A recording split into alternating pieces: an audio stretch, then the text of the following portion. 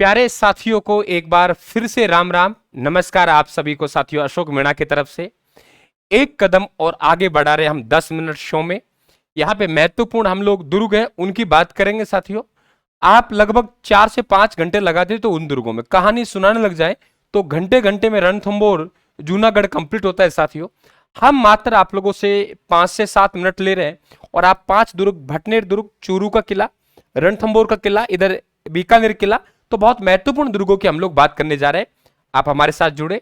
राजस्थान के समस्त नोट्स आप लोगों को ई बुक के रूप में पढ़ने हैं तो आप जरूर नहीं पैसा दे के मंगवाए, कोई जरूरी नहीं है साहब। राजस्थान ने आप लोगों को कहते ना हारा का सारा राजस्थान। आप जाइए ऐप में फ्री स्टडी मटेरियल में पढ़ें, आप पढ़ें, आपको फिर पसंद आते हैं तो फिर आप लोग आराम से घर बैठे आप स्पाइरल बाइंडिंग के साथ, आपकी बार मैं किताबों में नहीं जा रहा, किताबों के पक्ष में नहीं हूं, किताबें हल्के कागज पे होती है, विद्यार्थी को पढ़ने में आसानी नहीं होती। स्पाइरल बाइंडिंग में नोट्स अच्छी प्रिंटिंग के साथ मन चाहे जैसे मोड़ो, लगा 2 पेज और जोड़ना है जोड़ लीजिए आप लोग स्पाइरल निकाल के। आपको लगता है कि मुझे कुछ ऐड करना है, मैंने पेपरों में खूब जगह छोड़ी हुई है, तो करते हैं शुरुआत इस टॉपिक के साथियों। देखिए भटनेर दुर्ग की बात करते हैं। भटनेर का दुर्ग है वो हनुमानगढ़ जिले में है और हनुमानगढ़ उत्तर में पड़ता है, इसलिए उत्तरी भड़ किवाड़ के नाम से भी उसे जाना जाता है। साथियों यहां पहले भाटियों का शासन होता था, तो इसका जो निर्माण करवाया था वो ध्यान रखें आप लोग, वो भूपत सिंह ने 285 ईस्वी में करवाया था। क्या कहा गुरुजी? कहा क्या? केकिया इसका शिल्पी था? कुछ नहीं कहा मैंने, तो केकिया इसका शिल्पी था। तो भटनेर दुर्ग का जो शिल्पी था उसका नाम क्या था? केकिया था। उत्तरी सीमा का हम प्रहरी कहते हैं। साथियों यहां पे 2-3 आक्रमण आपको ध्यान रखना है। एक तैमूर का आक्रमण ध्यान रखना है आप लोगों को, एक आप लोगों को आक्रमण ध्यान रखना है आप लोगों के बीकानेर के राजा सूरत सिंह के द्वारा, तब इसका नाम हनुमानगढ़ रखा। जरा देखिए 1398 में तैमूर ने यहां आक्रमण किया, तो ध्यान रखें यहां का जो राजा था उसका नाम दूलचंद था। बाबर पुत्र कामरान जो कि लाहौर का शासक था, बाबर पुत्र कामरान ने भी आक्रमण किया, तो यहां का शासक खेतसी था। और यहां के जब आक्रमण किया भटनेर के बीकानेर के राजा सूरत सिंह द्वारा, तो यहां का शासक कौन था? जब्ता सिंह था। तो 3 आक्रमणों के समय भटनेर का शासक कौन था, एक तो हमें यह मालूम होना चाहिए। क्लियर? तीनों आक्रमणों के समय भटनेर का शासक कौन था हमें यह मालूम होना चाहिए। अब देख लीजिए आप लोग, तैमूर ने आक्रमण किया तो ये ध्यान रखिए धूल चाट ली। कामरान ने आक्रमण किया, खेत खाली हो गए। और बीकानेर के सूरत सिंह ने 1805 में भटनेर को जब्त किया और उसका नाम हनुमानगढ़ रख दिया। जब्त किया इसका मतलब जब्ता सिंह, तो वहां धूल चाट ली। तैमूर ने धूल चाटी, हमने नहीं चाटी, हम राजपूत हैं, मतलब हमारे राजा हैं, शासक हैं। कामरान ने आक्रमण किया, खेत खाली हो गए। और सूरत सिंह ने आक्रमण किया तो भटनेर को जब्त किया, नाम हनुमानगढ़ रखा। ये ध्यान रखें आप लोग। मंगलवार के दिन विजय प्राप्त की, इसलिए नाम इसका भटनेर से बदल के हनुमानगढ़ की, मुझे ये विजय है, ये तो मुझे हनुमान जी के आशीर्वाद से प्राप्त हुई है। ओके, अब देखिए आप लोग आगे। चूरू का किला, इसका निर्माण ठाकुर सिंह ने, कुशाल सिंह ने करवाया, लेकिन वो चांदी वाले की गोले वाली फेंके जाने वाली घटना है वो ठाकुर शिव सिंह के समय है। यही विद्यार्थियों को कंफ्यूज किया था पिछली रीट में। उसने पूछा बताओ चूरू के किले का निर्माण किसने करवाया? विद्यार्थी शिव सिंह समझ रहे थे, अरे नहीं भाई, निर्माण कुशाल सिंह ने करवाया। हाँ, शिव सिंह तो उस समय यहाँ आप लोगों का जो ठाकुर था, तब बीकानेर के राजा सूरत सिंह ने 1814 में यहां आक्रमण किया था और यहां जनता ने चांदी सौंपी, चांदी के गोले फेंके वहां से दुर्ग से और फिर रक्षा की। तो चांदी के गोले फेंकने वाली कहानी है वो ठाकुर शिव सिंह के समय की है। निर्माण जो करवाया वो ध्यान रखें आप लोग, कुशाल सिंह ने करवाया। ओके, रणथंभौर का दुर्ग है ये साथियों। आप लोगों के निर्माण की बात आती है तो कोई कहता है रणथान देव ने करवाया, कोई कह रहा है रणथंभन ने करवाया, कोई कह रहा है रति देव ने करवाया। कई एक्सक्यूज मिलते हैं इसमें हम लोगों को, जैसे रण और 2 थंब पहाड़ियां हैं उनमें स्थित होने के कारण रणथंभौर कहते हैं। यह दुर्ग साथियों दुर्गाधिराज कहलाता है और 7 पहाड़ियों से अंडाकार आकृति में गिरा हुआ है। कैसे? अंडाकार आकृति में 7 पहाड़ियों से। इसलिए अबुल फजल ने कहा है कि राजस्थान के सभी दुर्ग नंगे हैं, यह दुर्ग बख्तरबंद है, वो रणथंभौर दुर्ग के संदर्भ में कहा है। मित्रों यहां पे अमीर देव बहुत प्रतिष्ठित शासक हुआ था और इन्हीं के समय यहां पे अलाउद्दीन खिलजी ने अटैक किया था 1301 में, और 11 जुलाई 1301 को राजस्थान का प्रथम शाखा हुआ था जिसमें यहां का राजा हमीर देव चौहान हुआ करते थे। हमीरदेव चौहान की पत्नी रंगा देवी जी और पद्मला जी ने यहाँ पे जल जोहर किया था। और अलाउद्दीन खिलजी ने पहली बार किसी दुर्ग पर अधिकार किया तो वह रणथंभौर पे किया, उसके बाद चित्तौड़ पे किया, उसके बाद सिवाना पे किया, उसके बाद जालोर पे किया। ये क्रम आप लोगों को मालूम होना चाहिए। 1301 चित्तौड़ वाला, 1303, 1308 आप लोगों के सिवाना वाला और 1311 जालोर वाला।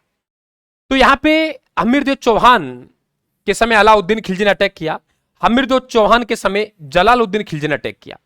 जलालुद्दीन ने 1290-91 के आसपास किया, तब ये वापिस लौट गए। जलालुद्दीन खिलजी जीत नहीं पा रहे थे, तो किसी ने पूछा, उसका नाम था मोहम्मद चाप, कि महाराज पराजित हो गए, जा रहे हो यहां से?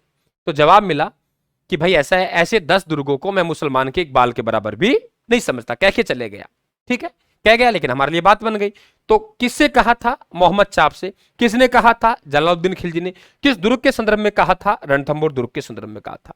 ठीक है, यहां पे हमीरदेव चौहान के पिताजी जयसिंह मां 32 वर्षों तक शासन करते हैं, और 32 वर्षों की याद में यहां पे हमीरदेव चौहान एक छतरी बनाते हैं, जहां बैठ के न्याय करते हैं।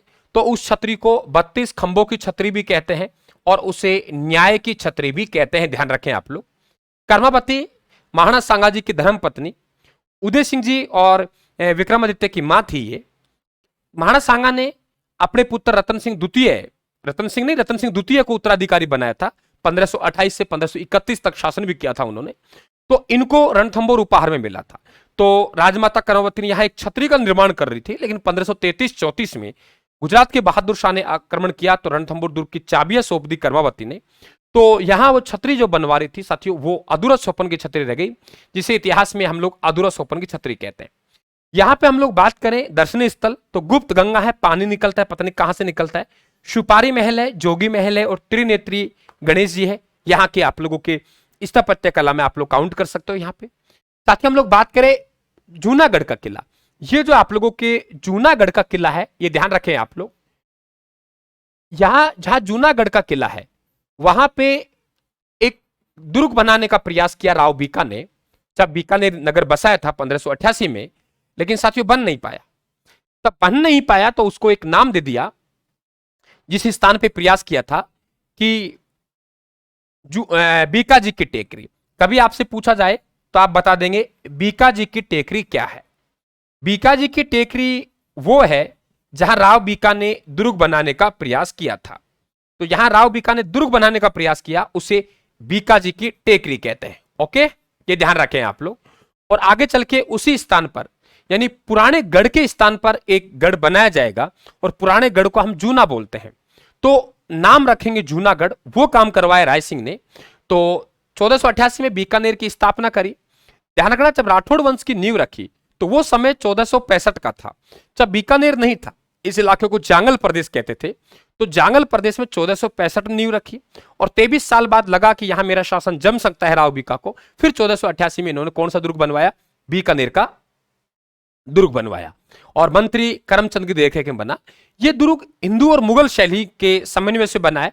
आपके मुगल स्थापत्य कला का उदाहरण देखें अकेले, तो वो आपके अकबर का किला है अजमेर वाला, क्योंकि ये राय सिंह जी है, ये मुगल साम्राज्य के स्तंभ कहलाते हैं। इनके पिताजी कल्याणमल जी अकबर की अधीनता स्वीकार कर चुके हैं। इनके घर आपस में आना जाना है, तो मुगल स्थापत्य कला और हिंदू स्थापत्य कला का प्रभाव देखने को मिलेगा, वो हमें जूनागढ़ में मिलेगा। राय सिंह प्रशस्ति यहां है, जिसे मुनि जयिता द्वारा रचित किया गया है। यहां किस जमाने में एक राती घाटी का मार्ग होता था, जहां बीकानेर है। मुल्तान, नागौर, अजमेर को रास्ता जाता था। एक रास्ता मुल्तान को, एक अजमेर को, नागौर को। इस मार्ग को हम लोग राती घाटी का मार्ग कहते थे। साथियों, राती घाटी के मार्ग में बीकानेर नगर बसा, तो बीकानेर को राती घाटी का शहर कहते हैं, और जूनागढ़ के दुर्ग को राती घाटी का दुर्ग कहते हैं। जमीन का जेवर भी कहते हैं इसे। और जयमल फत्ता की मूर्तियां यहां स्थापित करवाई, जो उदय सिंह जी के सेनापति थे, मेवाड़ के महाराणा के। अनूप महल में मेवाड़ के महाराणाओं का बीकानेर के शासकों का राज तिलक होता था। और यहाँ की दीवारें इतनी सुंदर है कि किसी के द्वारा कहा गया कि ऐसा है भाई, यहां सुना है दीवारों के कान होते हैं, लेकिन जूनागढ़ के महलों की दीवारें बोलती हैं। तो जूनागढ़ के महल हैं, उनकी सुंदरता के बारे में यह कहा गया है कि हमने सुना है दीवारों के कान होते हैं। यहां तो कान ही नहीं भाई, क्या कहा? यहां तो कान ही नहीं, यहां तो कान ही नहीं, यहां तो कान ही नहीं, जूनागढ़ के महलों की दीवारें तो बोलती हैं। तो इस प्रकार से साथियों आप लोग आगे बढ़ेंगे याद करते हुए। बिल्कुल हमारी शुभकामनाएं आपके साथ हैं।